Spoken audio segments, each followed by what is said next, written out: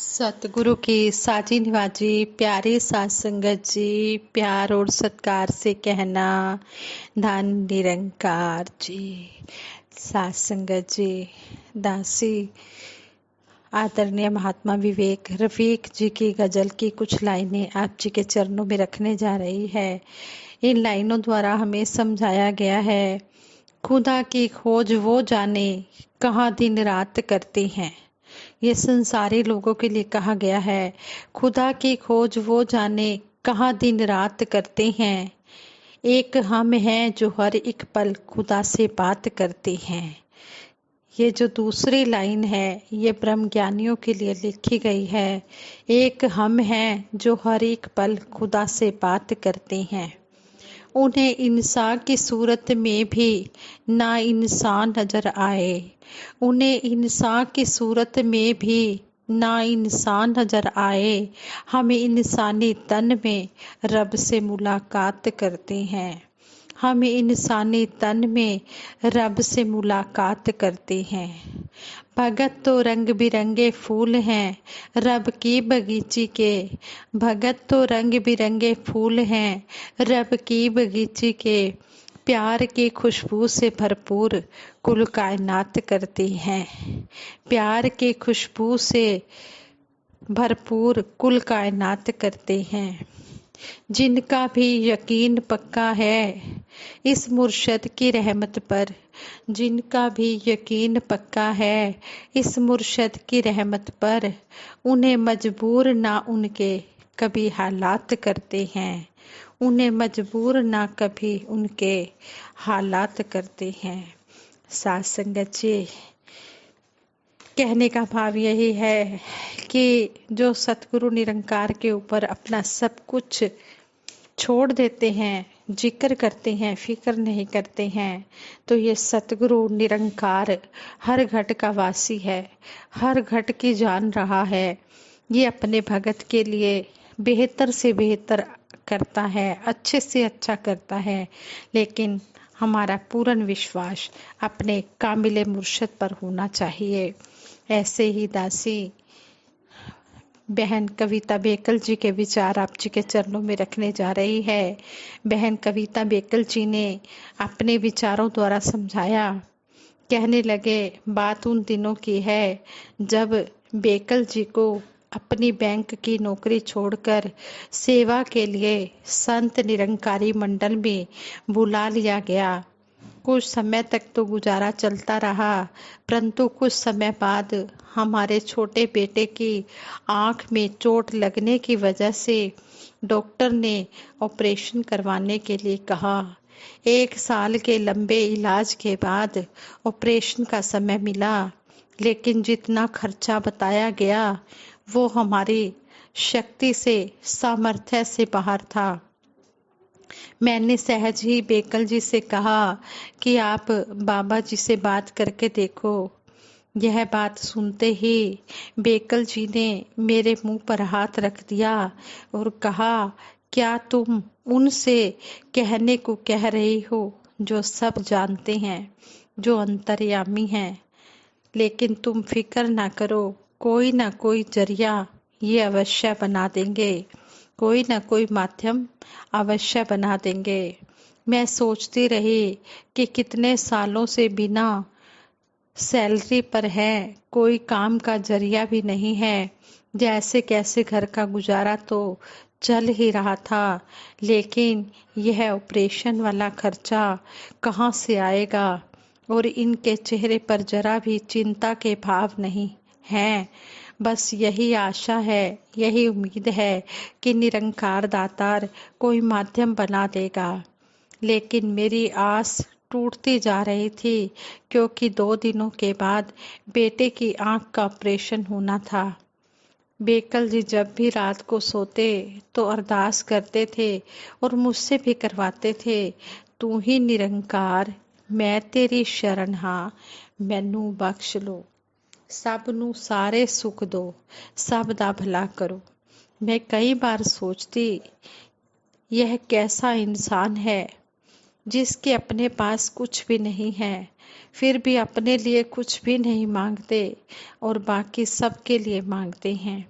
Bank की नौकरी के दौरान बेकल जी ने किसी महात्मा की लोन के लिए जमानत दी थी, लेकिन वह महात्मा किसी कारणवश बैंक को लोन वापस दे नहीं पाए। नौकरी छोड़ते समय बेकल जी ने अपने फंड से लोन के सारे पैसे कटवा दिए, जिसका पता मुझे भी नहीं था। ऑपरेशन से एक दिन पहले उसी महात्मा का फोन आया, बेकल साहब, मेरा काम अब बहुत अच्छा है और आपका उपकार मैं आज भी भूला नहीं हूँ। आज वो लोन के पैसे, सारे पैसे भेज रहा हूँ। बेकल जी मेरी तरफ उसी मुस्कान से देखने लगे जो उनके चेहरे पर हमेशा रहती थी और कहने लगे कि मुझे तो याद ही नहीं था कि मैंने इस महात्मा की कभी धन रूप में मदद भी की है। आज सोचती हूँ तो बड़ी ग्लानि सी महसूस होती है अपनी सोच पर कि जब ये सबके लिए मांगते थे तो निरंकार द्वारा कई हाथ इनके लिए भी तो मांगते थे। जो अपना सब कुछ इसे समर्पित कर देते हैं, उन्हें क्या यह सतगुरु निरंकार कभी भूखा सोने देता है? हमारी उम्मीदों से भी ज्यादा देता है। बस सिर्फ चाहिए इस पर विश्वास और निष्ठा। बेकल जी कहा करते थे कि इनसे कहने की जरूरत नहीं होती। हाँ, हम संसारिक जीव हैं, ये साकार में सामने होते हैं तो दिल चाहता है कि इन्हें सब कुछ बताएं और ये उसी मुस्कुराहट से सुनते भी हैं। इनके निराकार स्वरूप या साकार से जो भी मांगे उसके बाद इन्हीं पर विश्वास रखकर इन पर ही सब कुछ छोड़ दें।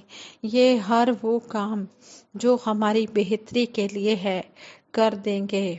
आज भी जिंदगी में जब कोई उतार चढ़ाव आता है तो घबरा भी जाते हैं, लेकिन उनके साथ बिताए हुए जीवन की कई बातें और सतगुरु का विश्वास और प्यार हमें संभाल लेता है।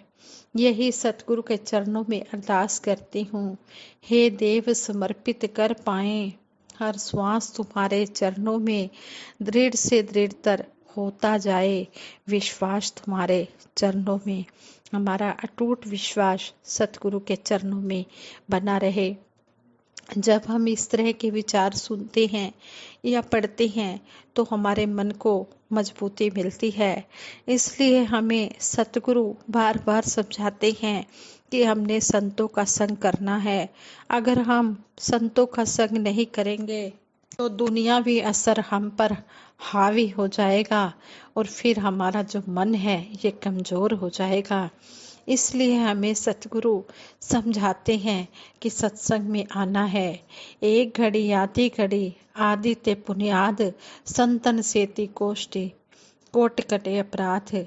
संतों का संग करने से करोड़ों अपराध भी कट जाते हैं जो हम भूलवश कर बैठते हैं, जो हमें अपराधों का पता नहीं लगता, जो हमसे गलतियां हो जाती हैं जाने अनजाने में, तो ये हमारी गलतियों को क्षमा कर देता है।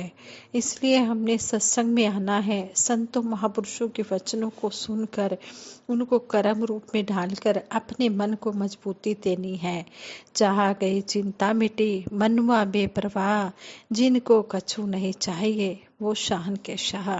जिनकी कोई इच्छा नहीं होती, जो चिंता नहीं करते, जो सब कुछ सतगुरु निरंकार पर समर्पित कर देते हैं, वही शहंशाहों के शहंशाह हैं। फिर उनके सारे कारज ये अपने आप करता है। सारे कारज आप पे करदा साडा ते बस होंदा है ना। जिथे अड़ जाए भगत दी गड्डी दौड़ के पहुंचदा है उस था। कहते हैं कि सारे काम ये आप करता है लेकिन नाम हमारा कर देता है।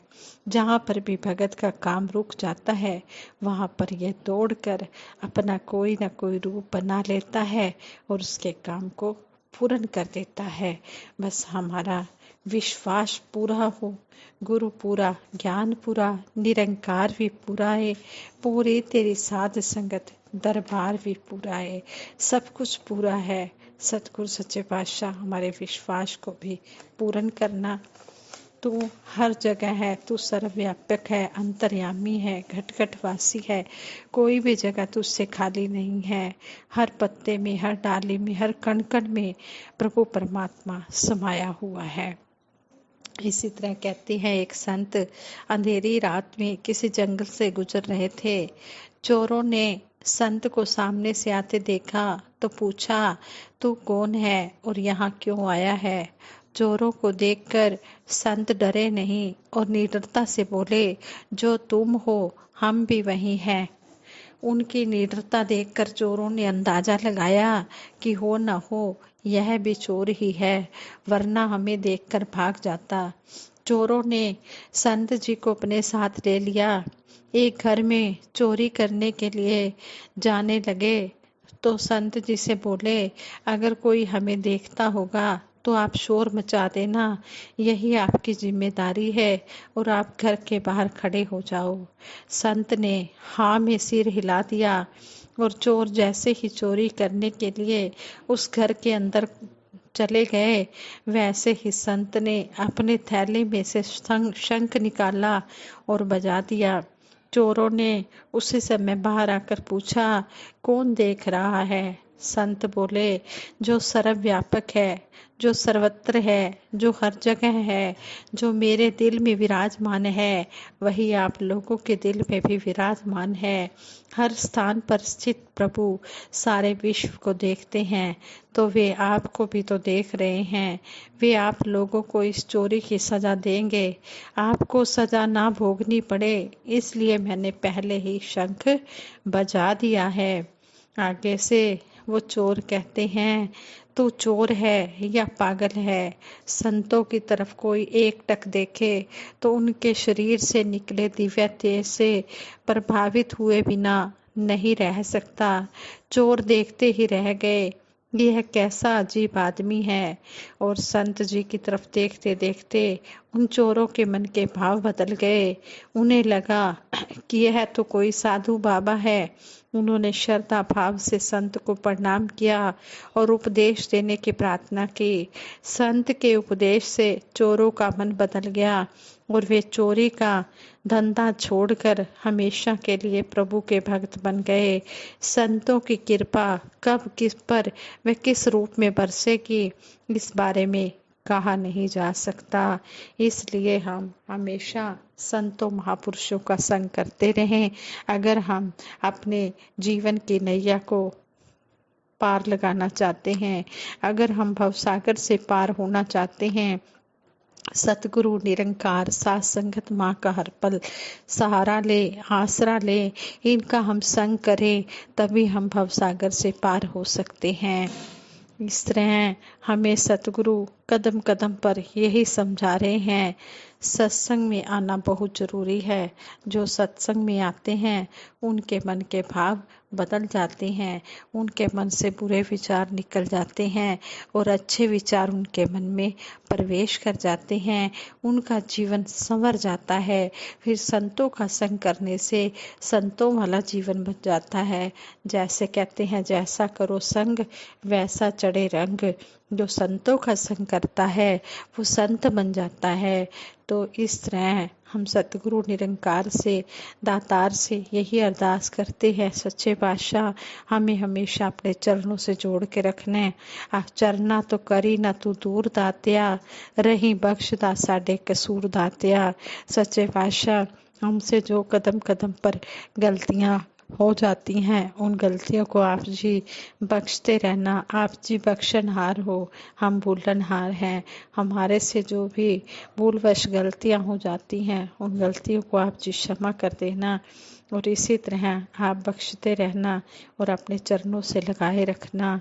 मेरा डोले ना इतबार, बख्शो श्रद्धा भक्ति प्यार, करा मैं संतां दा सत्कार।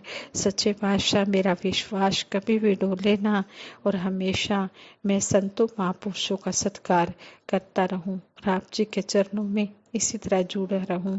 यही आशीर्वाद दासी मांगती है। आज संगत जी, दासी से जुड़ा ये शब्द बोला गया है, जुड़ी रहूं।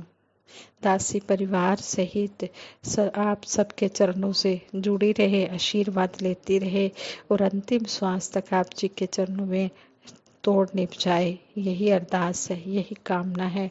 सबके भले की कामना करते हुए दासी सिमरन कराए कि सिमरन में सभी ने मिलकर साथ देना है। तू ही निरंकार, मैं तेरी शरण हाँ, मैनू बख्श लो। तू ही निरंकार, मैं तेरी शरण हाँ, मैनू बख्श लो। तू ही निरंकार, मैं तेरी शरण हाँ, मैनू बख्श लो। तू ही निरंकार, मैं तेरी शरण हाँ, मैनू बख्श लो। बोलिए सतगुरु माता सुदीक्षा सविंदर हरदेव जी महाराज की जय। निरंकारी राजमाता गुरु बचन अवतार की जय।